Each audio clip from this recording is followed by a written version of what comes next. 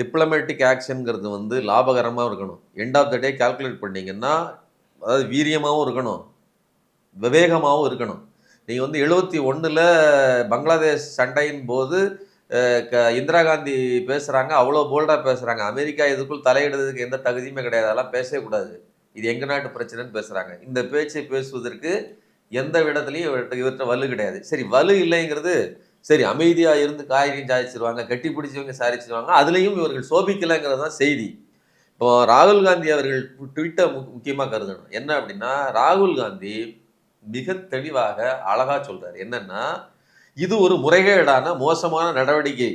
அமெரிக்காவினுடைய இந்த செயலை எங்களால் ஒருபோதும் பொறுத்துக் கொள்ள முடியாது. அதுல அவர் உறுதியா இருக்கிறாரு. ஆனா, இப்படி நெருக்கடி கொடுப்பதன் மூலமாக முறைகேடான மோசமான திட்டங்கள் எல்லாம் கையெழுத்து போடுவதற்கு அழுத்தம் தெரிவித்து மோடிட்ட இருந்து நீங்க புடுங்கிடக்கூடாது. அதற்கு மோடி துணை போய் விடக்கூடாதுன்னு பேசியிருக்கிறார்.